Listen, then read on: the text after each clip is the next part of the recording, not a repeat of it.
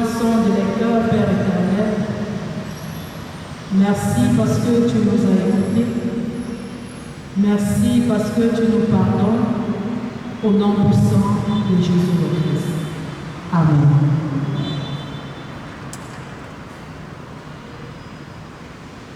Gal.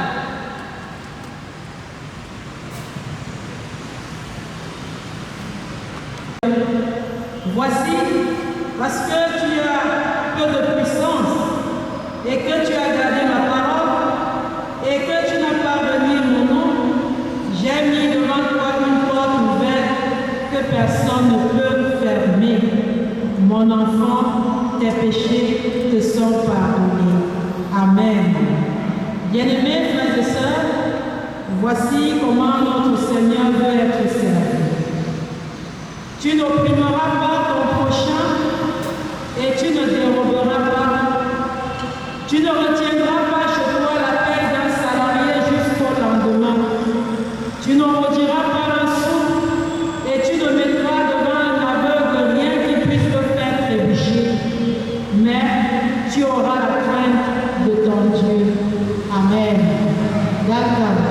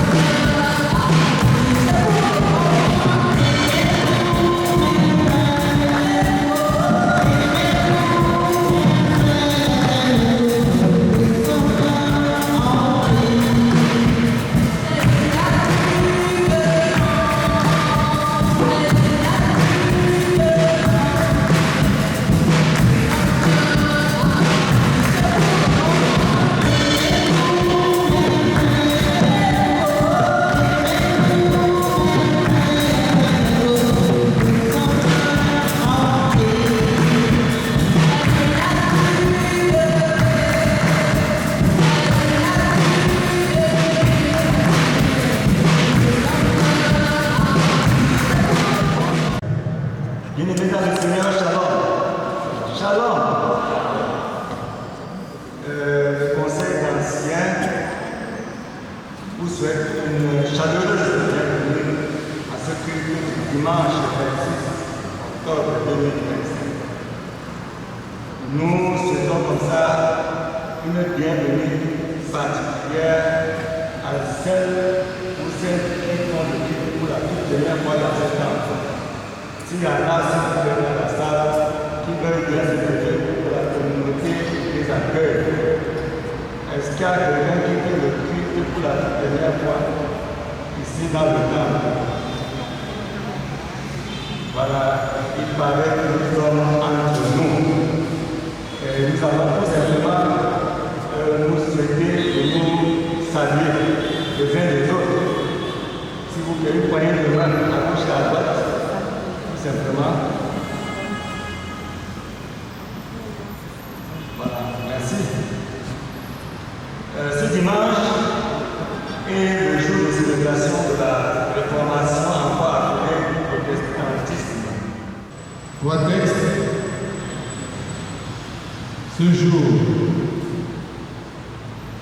dans l'Ancien Testament, Deutéronome 10, verset 2, et le 11, verset 1. Et dans le Nouveau Testament, 2 Timothée 4, verset 18, et Luc au chapitre 18, du verset 9 au verset 14. La méditation du jour sera inspirée de l'Évangile selon Luc au chapitre 18, du verset 9 au verset 14. Mais avant de lire ce passage dans la version du second, nous allons nous incliner devant Dieu pour lui demander l'intelligence de sa parole. Nous prions. Frère, José, descends des cieux, oh Dieu,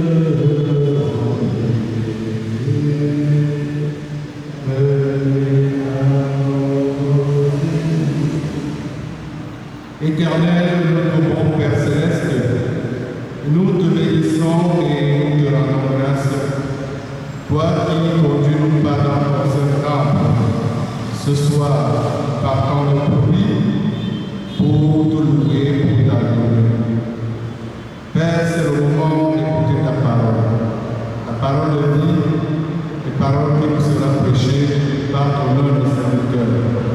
Nous te supplions, afin que ton Saint-Esprit, qui a déjà pris possession de ce culte, puisse, Seigneur, parler en lieu et place de ton serviteur, et que, Seigneur, nous puissions enraciner dans nos cœurs ce que nous aurons reçu comme parole, afin que celle-ci soit pour nous tout au long de la semaine la lumière. C'est par le précieux nom de notre Seigneur et Sauveur Jésus-Christ que nous te l'avons demandé. Amen. Luc au chapitre 18, verset 9 au verset 14. Voici ce qu'il est écrit. Il dit encore cette parabole en vue de certaines personnes, se persuadant qu'elles étaient justes et ne faisant aucun cas aux autres. Deux hommes montaient au temple pour prier. L'un était pharisien et l'autre publicain. Le pharisien debout priait, ainsi en lui-même. Ô Dieu, je te rends grâce de ce que je ne suis pas comme le reste des hommes, qui sont ravisseurs, injustes, adultères, ou même comme ceux publicains. Je jeûne 2 fois la semaine. Je donne la dîme de tous mes revenus. Le publicain, se tenant à distance, n'osait même pas lever les yeux au ciel. Mais il se frappait la poitrine en disant: oh Dieu, sois apaisé envers moi, qui suis un pécheur.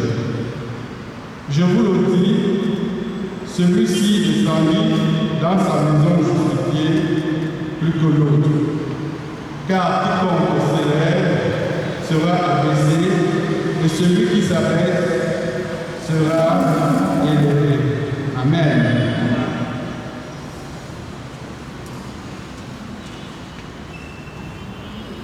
Dear brethren, good evening. Good evening. Okay, so I'm reading from the Good News Version, the passage according to Luke chapter 18, verses 9 to 14. Jesus told this parable to people who were sure of their own goodness and despised everybody else. Once there were 2 men who went up to the temple to pray. One was a Pharisee, the other a tax collector. The Pharisee stood apart by himself and prayed, I thank you, Lord, that I am not greedy, dishonest, or an adulterer like everybody else. I thank you that I am not like that tax collector over there. I fast 2 days a week, and I give you 1/10 of all my income. But the tax collector stood at a distance and would not even raise his face to heaven, but beat on his breast and said, God, have pity on me, a sinner. I tell you, said Jesus, the tax collector and not the Pharisee was in the right with God when he went home. For all who make themselves great will be humbled, and all who humble themselves will be made great. Par qui nous obtenons la grâce de Dieu de prêcher dans cette paroisse en ce dimanche. Pour votre présence, chacun de vous nous exprimons notre gratitude. Et nous voulons rappeler à chacun de nous que l'humain est la plus grande source de bénédiction que Dieu peut nous donner. Et nous devons l'entretenir. Bien-aimés frères et sœurs, nous nous venons d'écouter la lecture de l'évangile selon Luc, le pharisien et le publicain. Deux personnages qui montent à une heure de la journée pour prier au temple, comme nous sommes présents ce soir, chacun pour sa part, pour adorer le Seigneur. Deux personnes se présentent devant Dieu et adressent une prière diamétralement opposée. L'un pharisien prie du haut de son piédestal et démontre à suffisance à Dieu combien il a la capacité de tenir dans des exercices spirituels en disant, nous citons, je jeûne, je paye la dîme.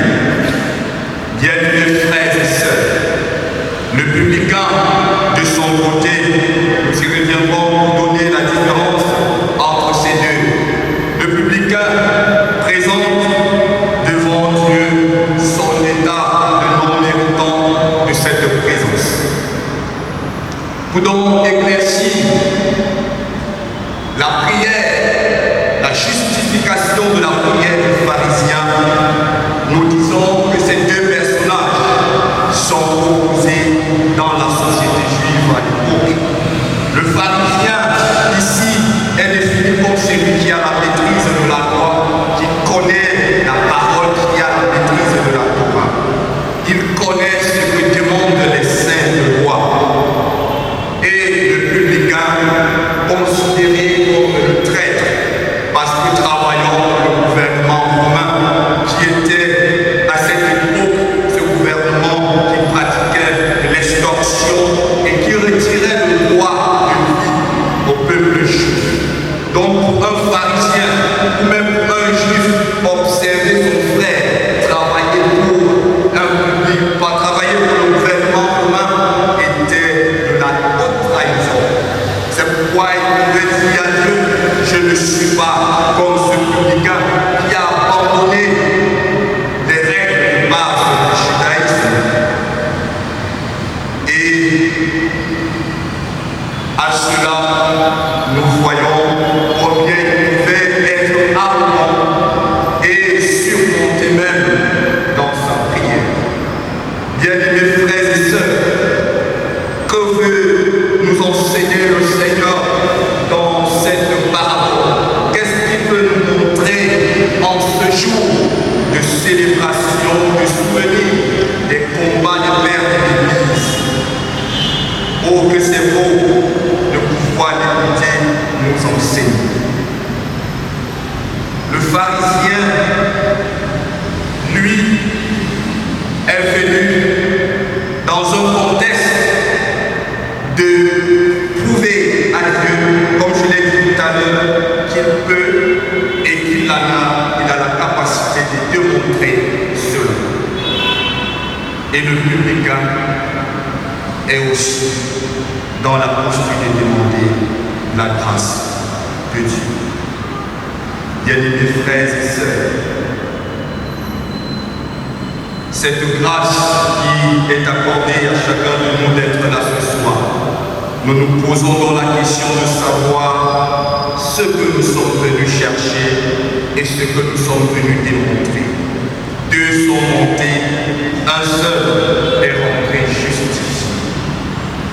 Bien-aimés frères et sœurs, lorsque nous faisons la comparaison entre ces deux, Jésus va parler du pharisien en le qualifiant de celui-là qui se prétend être juste et mais qui ne fait attention à aucun de ceux qui se trouvent autour de lui.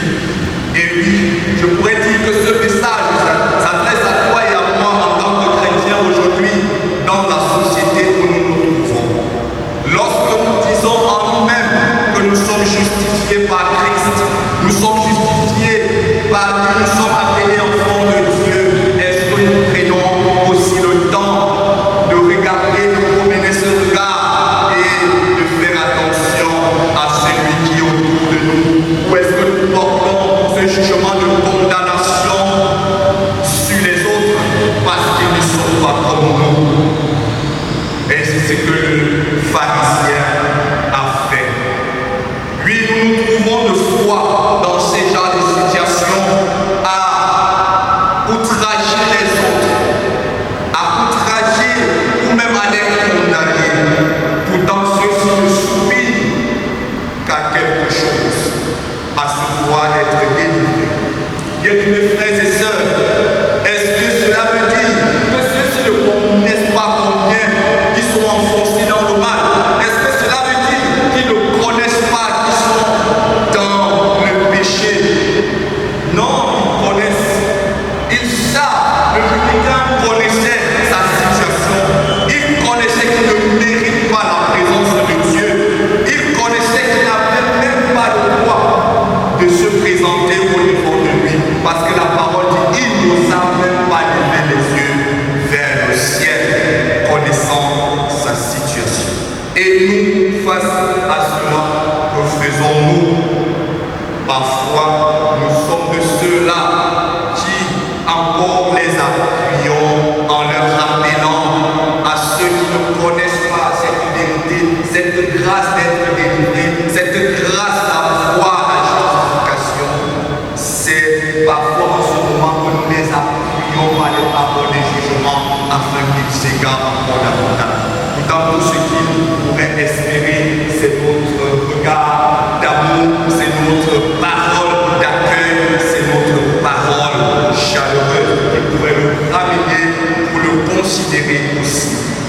Faisons, bien-aimés, attention et comprenons que la grâce de Dieu s'exprime au travers de chacun de nous. Nous sommes comme le pharisien.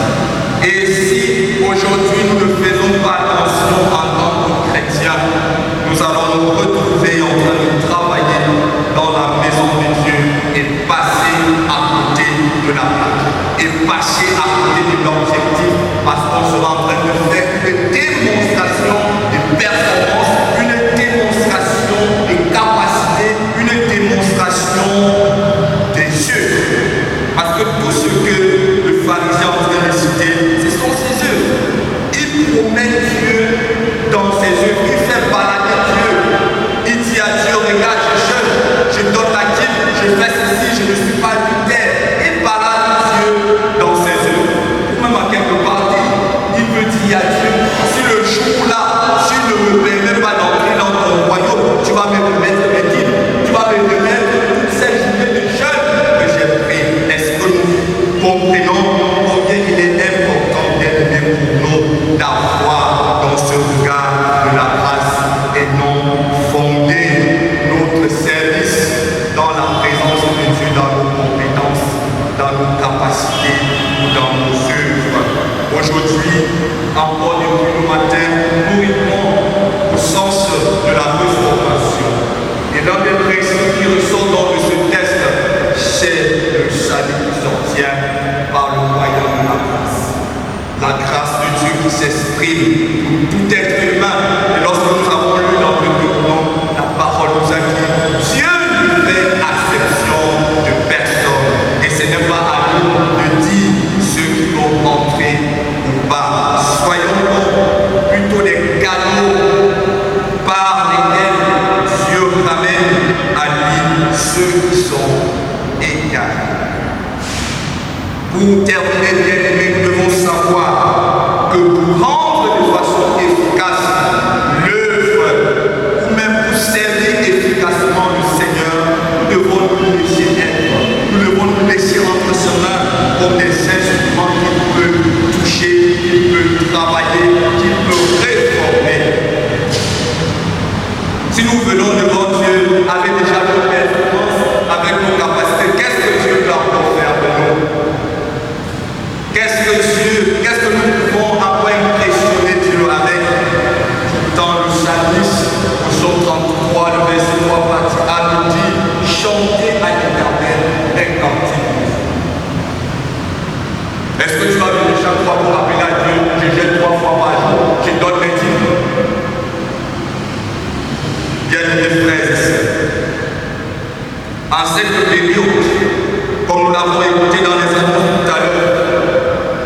l'Église s'inscrit et rime au son des dons de reconnaissance. Est-ce que la façon dont tu travailles, est-ce que cela se reconnaître? Parce que souligner même reconnaître que tout ce que nous avons est une grâce qui permet de servir Dieu avec gratitude et non avec des mérites. Ça te permet de servir Dieu sachant que tu es non méritant, mais que tu ne subis que la grâce de Dieu. Bien-aimés frères et sœurs, ce soir, le Seigneur nous appelle encore à son œuvre dans l'humilité. Frères et sœurs, nous comprenons juste dans cette portion de la parole de Dieu dont nous venons d'écouter, en des faibles mots d'explication, le Seigneur nous interpelle sur le fait que tout est produit de la grâce. Et en regardant les choses ainsi, nous ferons attention à tous ceux qui sont autour de nous pour pouvoir leur communiquer un message d'espoir qui les propulse au cœur de la délivrance. C'est à cette mission que le Seigneur t'appelle, toi et moi, pour faire vivre sa grâce à ceux qui ne le connaissent pas.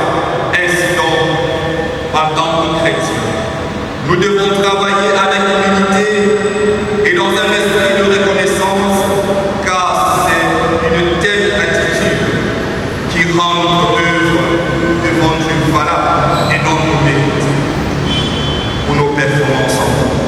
Bien-aimés, ne courons donc pas le risque de servir inutilement dans la maison de Dieu. Ne laissons pas l'orgueil nous enlever la grâce de Dieu prévue pour nous. Soyons, je vous l'ai dit, celui-là qui retourne étant justifié ce soir. Permets à la grâce qui plane dans cette présence de te justifier. Ne promène pas tes mérites, laisse Dieu faire avec toi. Laisse Dieu parcourir, laisse Dieu découvrir, laisse Dieu faire. Laisse Dieu te guérir. Parce que même déjà se présenter devant Dieu avec des mérites, c'est estimer là encore une maladie. Laisse le Seigneur continuer à travailler ta vie pour te rendre utile à toute bonne œuvre. Seul le justifié pourra rendre à l'Éternel des services en toute justice. Puisse-t-il donc, lui Dieu, nous justifier, d'où une œuvre de justice dans son Église. Bonne fête de reformation à chacun de nous. Que le Seigneur, lui qui nous a donné la possibilité de l'écouter ce soir, continue à travailler dans nous. Et que dans l'humilité, et que dans sa grâce, nous soyons continuellement disposés à être des instruments de grâce qui bénissent en nous la méditation de cette parole. Amen. For us to check a bit ourselves, okay? We want first of all to start by thanking God, the pastors, the council of elders, especially the chief of the parish, all people here who are gathered for our presence here this evening. You know, having people with you is the greatest blessing you can have on earth. The passage of today is taken from the book of Luke 18, chapter 9 to 14. God wants us to comfort us, He wants to teach us, He wants to bless us. And so, to teach, Jesus uses parables. He used to use those parables a lot to transmit His teachings to His disciples. And especially for today, He's talking about two characters, the Pharisee and the tax collector. This is a story of two people who go up to the temple to pray, but with two different attitudes. The first one, who is a Pharisee, prays with a lot of pride. He tells God how he fasts twice a week, how he gives the tenth of all what he has to God, So he's showing God all his performance. The second is the tax collector. Shows his poor state of mind. Shows how he does not deserve the presence of the Lord. He's humbling himself. Beloved, what you should know is that in the Jewish society of the time, the Pharisee was someone who knew the Bible and the law very well. And so because of this, he had this attitude of arrogance, knowing that he knows what God wants him to do, and he was doing the thing that God wanted him to do. On the contrary, the tax collector were looked down by those Pharisees and even the Jewish, because they were working for the Romans, who were considered as the oppressors at that time. So when they were considered as being the betrayers at that moment. What does God want us to learn today from those two attitudes? From the attitude of the Pharisee, who wants to show God that he's right, that he's a good person, that he does what God wants him to do. And the tax collector, who does not, who knows that he does not deserve the grace of God. Why have they come there for? And why have they come here this evening for? Are you coming to tell God all what you often do? Are you coming to tell God that you are better than that other person? Or are you behaving like the tax collector? You are come to tell God that you need his presence. Jesus wants us to watch and care about those who are around us. He wants us that are called children of God, that are called pastors or all other titles in the church, that when we come into his presence, we should have good attention on those people that are around. Most of the time, we often condemn them. Why? Their own desire is to be saved. They already know how they are, and they really expect to be saved. So they are expecting from us love, welcome, warmth. Those are things that can bring back comfort and hope in their heart. Remember, my brothers and sisters, that the grace of God wants to act through us. So we should be very careful to show that grace to other people. You should not be those who try to demonstrate that we are able. We have the capacity, we have the performance, we have the power, we do good works. That's not what God expects from us. Salvation has come through grace. It has been manifested for everyone. No one is excluded from the grace of God, and we should know it. So let us be the channels through which God is going to bring back those people who are considered to be lost. Let us allow God to shape us, to purify us, and then to use us for that grace to be communicated to those around us. Let us humble ourselves and be grateful. Whatever we are able to do, never forget it.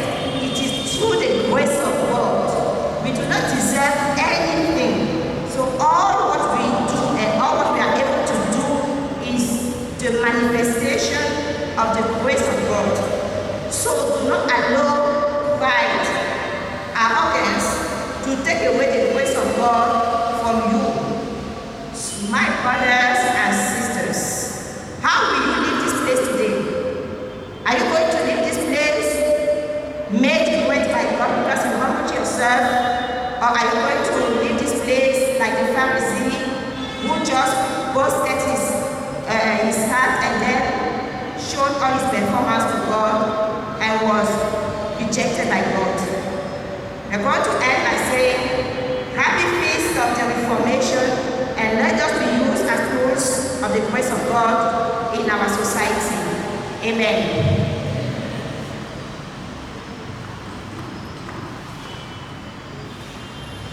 Frères et sœurs, je vous invite à vous lever. Ensemble, nous allons commencer la foi chrétienne en proclamant « Je crois en Dieu, le Père puissant. »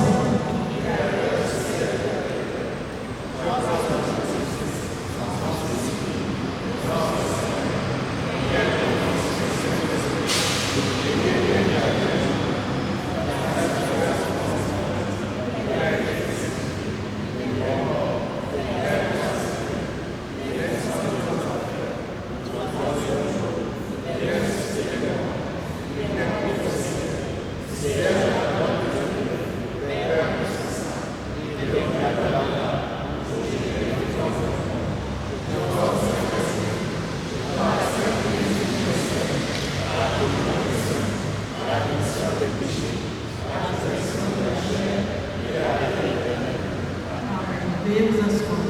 Pendant que l'espérance morte soit chantée, les anciens vont prendre les dispositions pour recueillir nos offrandes pour l'avancement de l'œuvre de Dieu ici-bas.